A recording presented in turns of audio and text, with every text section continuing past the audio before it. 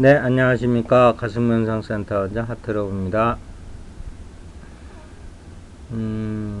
오늘은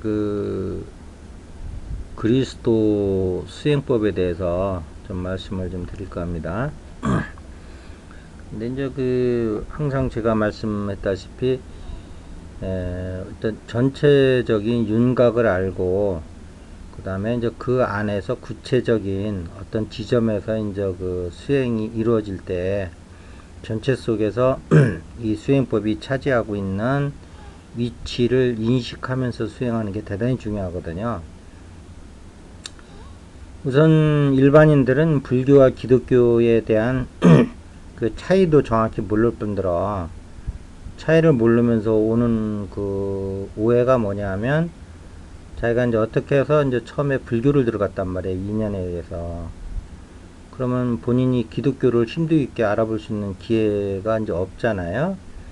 그러면 이제 불교 수행만 하고서는 이제 기독교를 이제 불교는 이제 신이 없다고 그러니까 기독교의 신을 이제 부정하면서 신이 없는데 신을 믿고 있는 우매한 중생이다 이렇게 생각할 수가 있어요. 그 다음에 이제 또 이제 우연한 기회에 이제 어떻게 친구 따라갔다든지 뭐 집안에 뭐 기독교적인 이렇게 문화가 있어가지고 기독교를 처음에 갔다. 그러면 이제 또 불교를 접해볼 공부를 해볼 기회가 없으면서 이제 기독교 쪽으로만 이제 공부가 되다 보면 신을 부정하는 저기는 사탄이잖아요. 마귀고 불교는. 이 양극에서 이제 헤맬 수가 있단 말이에요. 아니, 헤매면 차라리 괜찮은데, 아예 그냥 한쪽이 맞다 생각하고 한쪽은 그냥 틀렸다고 하면, 이게 전체를 보는 눈을 잃어버릴 수가 있어요. 그러면, 불교와 기독교의 차이는 뭐, 여러 가지로 설명할 수가 있어요. 여러 가지로. 여러 가지로 설명할 수 있는데, 오늘 말씀드리는 거는 또한 이렇게도 불교와 기독교를 나눠볼 수가 있다라는 그 개념이 여러분들한테 들어가시면 결국은 이게 같은 현상에 따른 보는 관점에 따른 문제구나 하는 걸 아실 수가 있을 거예요.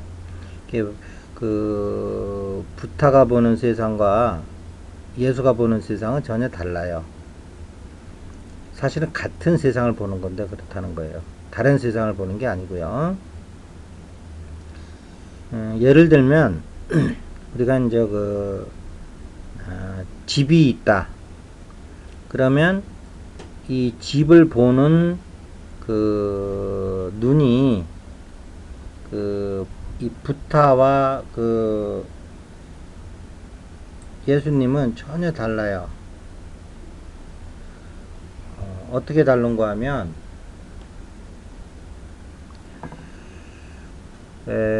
부처님은 이 집을 볼 때 이 집이라는 거는 없다라고 보는 거예요. 왜 없냐? 예를 들어서 이게 부럭으로 만든 집이라고 치면 이 집은 집 그 자체가 있는 게 아니고 부럭의 결합체로 보는 거예요. 부럭의 결합. 그러니까 부럭만 있는 거예요. 근데 또 부럭을 보니까 이 부럭이라는 게 또 실제 있는 거냐 했더니 그건 또 모래의 결합체란 말이에요. 그러면 이게 부럭이 아니고 이게 실제는 이게 모래잖아요. 모래. 예. 만약에 이제 모래가 근원적인 물질이다라고 만약에 하면 이제 거기서 끝나는 건데, 그러면 이 집을 모래로 보는 게 이제 부처님의 보는 관점이에요. 그러니까 이거를 집이라고 생각하는 순간부터 너희는 탐진치에 이제 빠져든다는 거예요. 이걸 모래로 봐야 된다는 거예요. 근데 이제 그 모래라는 게 이제 비유를 하니까 그런 건데, 불교로 얘기하면 이제 지수화풍 4대 요소로 보고, 뭐 이제 8개 요소로도 보는데, 지수화풍하고 뭐 색깔, 그 다음에 냄새, 맛, 그 다음에 이제 영양소 이렇게 이제 8가지로 보긴 하는데 어쨌든 이런 관점에서 본다는 거예요.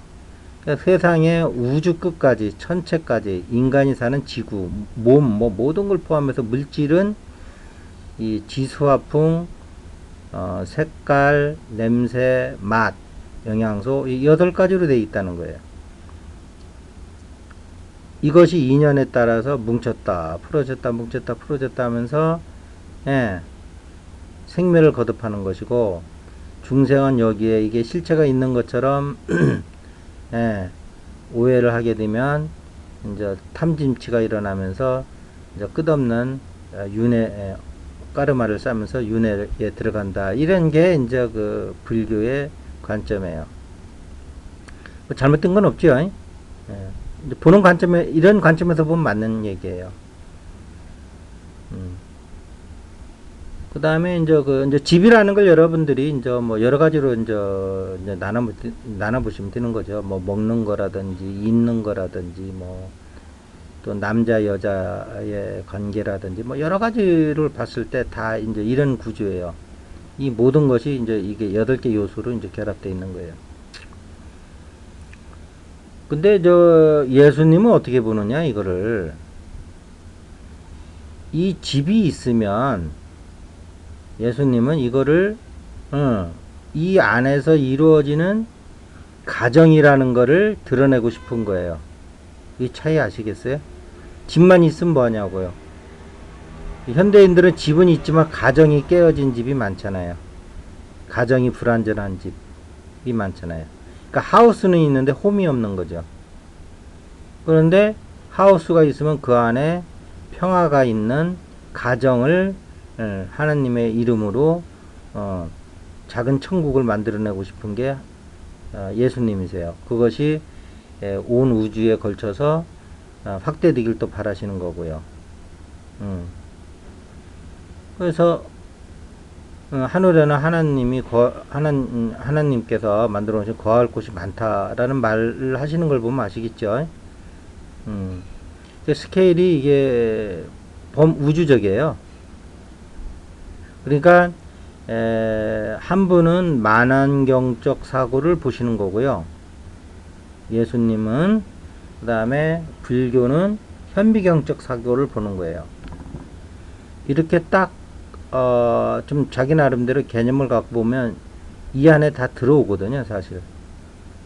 그런데 우리 같은 이제 수행자 입장에서는 양쪽을 다 봐야죠. 양쪽을 다. 결국은 우리 가슴으로 보면 그 현미경적 사고는 등의 고요 쪽으로 가서 이제 공으로 가는 길이고요. 그 다음에 만원경적 사고는 결국은 앞가슴을 통해서 사랑으로 해서 전 우주를 사랑으로 물들이는 거죠. 이런 차이가 있어요. 그 다음에 이제 이제 두 분의 이제 그 죽음을 통해서도 이제 이것이 이제 확실하게 드러나는데, 부처님은 돌아가실 적에 육체에 대한 미련이 없었고, 그 다음에 이제 그 일반적인 그 자신의 그 사후의 몸을 처리하는 것도 이제 화장을 시켜버리잖아요. 근데 예수님은 그게 아니란 말이에요. 자기 몸을 부활을 시키잖아요. 믿고 안 믿고의 문제가 아니고 하여튼 그렇게 다르단 말이에요. 그래서 이제 승천을 하신단 말이에요. 빛의 몸을 만들어 가지고. 너무 차이가 있잖아요. 한 분은 내 몸을 태워라. 다 이게 그 4대 요소의 그 결합이고 생멸이고 이런 거니까 부질없으니 내 몸을 화장을 해라. 이렇게 하신 거고, 한 분은 죽은 지 3일 만에 가보니까 승천을 하셨어요. 옷을 한쪽에 이쁘게 개어놓고서. 없어졌어요.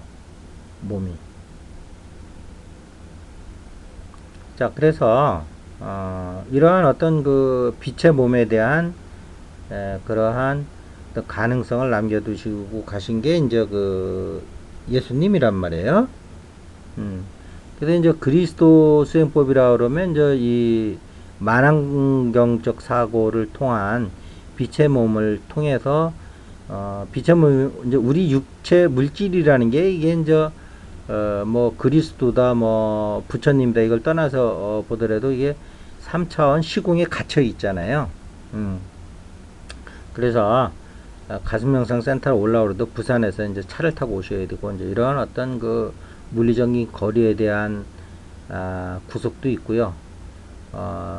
또 뭐 시간에 대한 구속도 있고 이제 이런 건데 뭐 또 그렇기 때문에 재밌는 거죠. 뭐 좀 부산에서 이제 또 가슴명상센터까지 찾아올 때 KTX 타고 뭐 이런 걸 좀 재밌게 생각하면 또 재밌는데 불교에서 볼 때는 이게 재미가 아니고 이게 다 불선한 생각이란 말이에요. 이게 불선이라는 게 우리가 생각한 것처럼 그러한 일반적인 의미에서 불선이 아니고요.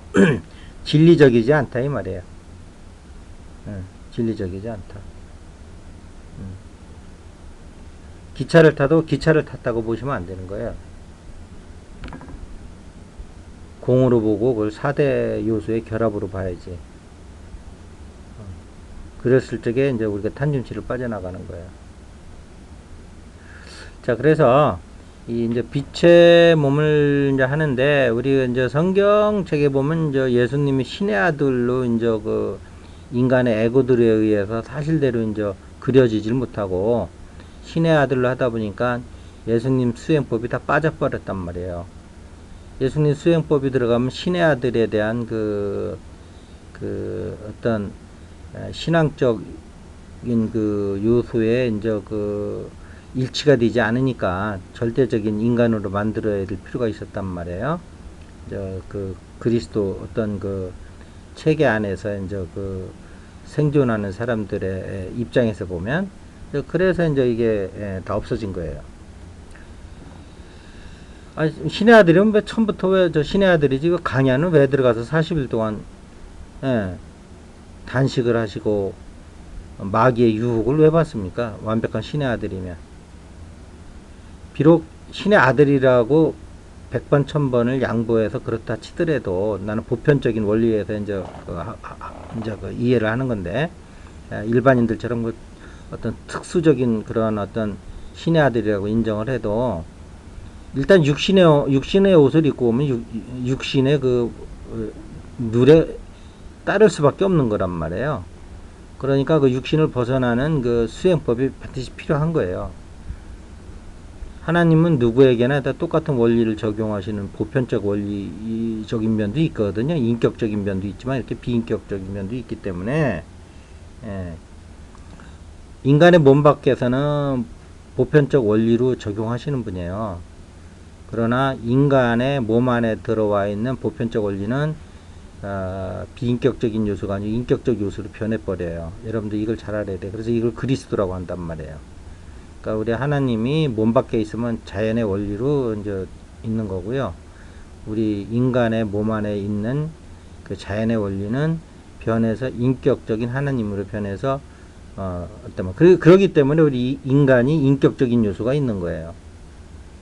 나중에 이제 불교와 기독교에 대해서 좀 더 이제 심층 있게 이제 그 좀 비교 분석을 할 필요는 있는데 오늘은 이제 그거 하는 날은 아니니까요. 이제 이 정도 우리 수행을 하는데 이제 필요한 부분만 이제 그 말씀을 드리고요. 이해를 하는데 그렇게 해서 이제 많은 경적 사고로 통해서 이제 이 새끼에서 우리의 육체 3차원 시공에 걸려 있는 육체를 벗어나기 위해서 빛의 몸을 만드는 거란 말이에요. 근데 이거는 또 크게 보면 3차원 시공에 우리가 왜 걸려 있냐면 과학적으로 보면 지구의 중력 때문에 지금 걸려 있는 거란 말이에요. 그러니까 빛의 몸이라는 거는 지구의 중력을 벗어날 수 있는 또한 수단이기도 해요. 근데 여러분들이 또 여기서 또 알아야 될 위대한 그 진리는 뭐냐면 그러면 빛의 몸을 만들기만 하면 그럼 중력에서 벗어나는 거냐? 라고 하는데 근데 이때 중요한 거는 뭐냐면 빛의 몸을 만드는데 이 중력의 이중성이 있단 말이에요. 지금 뭐 단체에서도 이제 저는 아마 이제 오래 전부터 이 지구의 중력을 벗어나는 게 이제 우리 수행의 이제 어떤 과학적인 설명이죠. 어떤 그 인문학적 설명은 아니죠. 이런 거는. 그러니까 그런 걸 잘 여러분들이 구분해서 들을 줄 알으셔야 되는데, 얘기하는 부분, 단체도 있긴 한데, 상당히 반가운 소식이죠. 이제 이런 거 이제 인식돼 가는 거니까. 근데 그 단체에서는 아직 얘기를 못하고 있는 게 뭐냐면, 우리의 그 중력의 이중성이 있는데, 중력이 우리를 물질의 몸을 이렇게 이제 지구로 이제 끌어당기는 힘이죠. 중력이라는 게. 그런데 이 중력이 바로 사랑이라는 걸 여러분이 아셔야 돼요. 여러분이 의식을 바꿔서 사랑의 존재가 되면 그 힘이 뭐 어디서 하늘에서 오는 게 아니고요. 중력이 변해서 사랑이 되는 거예요. 그러면 이 사랑은 우리를 또 이렇게 끌어올려요. 땅으로 이렇게 끌어당기는 게 중력인데, 근데 그 중력과 그러면 끌어당기는 힘과 끌어올리는 힘은 정반대잖아요. 근데 그게 같은 뿌리에 있단 말이에요. 이게 참 놀랄 일이죠. 수행자들은 이런 걸 알고 수행을 하셔야지, 이런 걸 모르고 무조건 그 뭐 산에 들어가서 10년 20년 한다고 될 문제가 아니라니까요. 놀랍잖아요. 전혀 다른 힘 같은데, 근데 이게 우리가 이제 탐진치에 끌리면 물질적인 그 사고 속에 빠져 있으면 이게 중력으로 작용해요. 우리를 물질적인 사고를 하게 되면 우리 몸과 마음을 땅으로 끌어내려요. 그러면 우리 몸과 마음 무겁게 느껴지는 거예요. 근데 우리가 이제 또, 뭐 사랑의 그 생각으로 살게 되면, 이것이 그 중력이 사랑으로 변하면서 끌어올리는 작용을 해요. 그렇게 되면 우리가 몸과 마음이 가벼워지는 걸 느낄 수가 있어요. 수행을 안 한다 하더라도 여러분이 보시면은 남한테 어떤 좋은 생각을 하면 몸이 우선 가볍잖아요. 당장 한번 해보세요. 어떤 사람을 위해서 좋게 기도해 보세요. 몸과 마음이 가벼워질 거예요. 근데 타인을 저주하고 미워 한번 해보세요. 그러면 당장 몸과 마음이 이게 무거워져요. 이게 중력이 작용하냐, 사랑의 끌어올림의 힘이 작용하냐, 이 차이예요. 그래서 여러분들이 이러한 원리에 의해서 무슨 사랑의 존재로 돼야지 이제 빛의 몸이 되는 거란 말이에요. 그런데 예수님께서 얘기하신 그 빛의 몸을 만드는 비밀 중에 하나가 어린아이처럼 되라고 자꾸 그러잖아요. 그러면은 뭐 어린아이처럼 순수하게 되라는 얘기겠죠. 그런데 그걸 그렇게만 해석해가지고 이제 수행하고 연결은 안 되고요. 어떻게 그러면 순진무구한 어린아이 같은 그게 되냐면, 우리의 지구의 사랑이 또 한편으로는 순진무구한 순수함이 있어요. 사랑의 이건 이중성이 아니고요. 사랑의 어떤 스펙트럼이 넓은 거죠. 순수한 면도 있고, 사랑이라는 면도 있고. 그래서, 여러분들이 지구에서 나오는 이러한 힘을 중력과 사랑과 순수함, 요 세 가지를 하는데, 이 사랑은 4번 차크라 이제 이상에서 작용하는 거고요. 1, 2, 3 차크라에서는 이 순수함이 이제 여러분 지구에서 이제 이 힘을 받으셔야 돼요. 그래서 이제 1, 2, 3 차크라가 여러분이 변형이 일어났을 때, 그 다음에 이제 4, 5, 6, 7 차크라의 변형을 가져올 수 있는 그라운딩이 되는 거예요. 바탕이 되는 거예요. 그래서 예수님께서 어린아이가 되지 않으면 결단코 천국에 들어갈 수가 없다. 그러니까 결단코. 이 얘기는 뭐냐면 4, 5, 6, 7 차크라, 즉 상위자는 1, 2, 3 차크라, 즉 하위 차크라가 발달되지 아니하고는 절대 상위 차크라가 발달이 안 된다는 거예요. 대도 사상두각이고, 이것을 무시하고 우리는 처음부터 고차원 수행했다 하면 고차원으로만 올라가라고 생각을 한단 말이에요. 저 차를 순수함으로 바꾸는 작업을 안 하고 있다고요. 그래서 수많은 수행자들이 있는데 결과가 이렇게 여러분도 알다시피 이렇게 좋지 않잖아요. 예. 땅도 안 고르고 집을 올리니 모래바닥 위에서 자꾸 무너지는 거죠. 뭐. 올라가다 무너지고 올라가다 무너지고. 그런데 그 무너지는 거를 이게 뭐 수행에 이게 기초부터 뭐가 잘못되어 있는 거 아닌가라고 생각을 하지 않고 자기 수행이 부족해서 그런 걸로 알고 더 열심히만 하려고 그런단 말이에요. 그러니까 짚어도 잘못 짚은 거죠. 자, 그래서 이제 원래 이제 오늘 그 워크샵이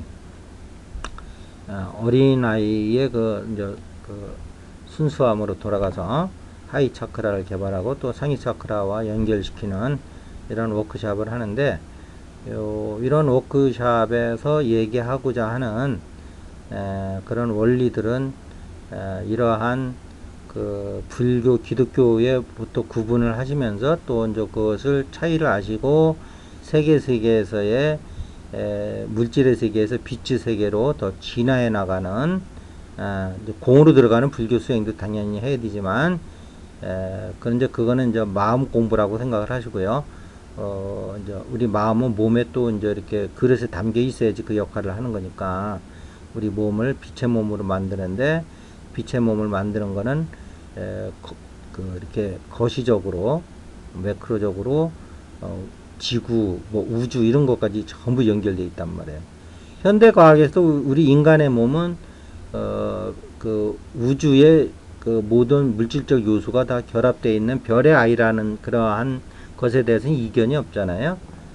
별이 그 생성되고 멸할 때 이제 거기서 이제 우리 몸에 들어와 있는 원소들이 이제 만들어지면서 이제 물질이 만들어지는 거란 말이에요. 그러니까 우리 몸이라는 거는 별에서 온 거예요, 사실은.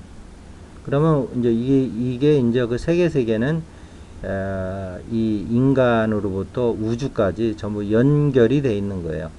이런 연결을 다시 찾아나가면서 빛의 존재로 끊임없이 펼쳐져 나갔을 적에 우리의 공으로 들어간 그 의식에 맞는 몸을 가지고서 자유자재한 존재가 돼가는 거죠. 그래서 언젠가는 저도 보면은 불교와 기독교는 만날 거라고 봐요. 왜냐면 우리 가슴에서 보면 그거는 그 논의 자체가 허무맹랑한 얘기거든요. 아니 앞가슴하고 등하고 어떻게 나누냐고요. 자를 수도 없고 그걸 어떻게 하라는 거예요. 같은 한 가슴 안에 앞뒤로 존재하는 건데 이게 이제 우리 인류가 아직 머리에서 가슴으로 내려오질 못하다 보니까 이게 이제 단편적인 사고에 의해서 이제 그 이원성에 이제 한쪽으로 치우치는 생각을 계속 하는 이상은 발전이 없어요. 최종 발전이 안 난다고요. 부분적인 발전은 이루어질 수 있겠지만 통합 발전이 이루어지지 않거든요.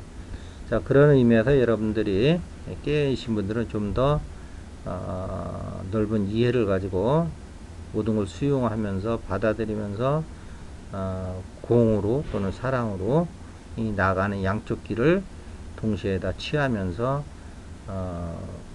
그 수행의 결실을 가져오면 합니다. 오늘 이것으로 마치겠습니다. 감사합니다.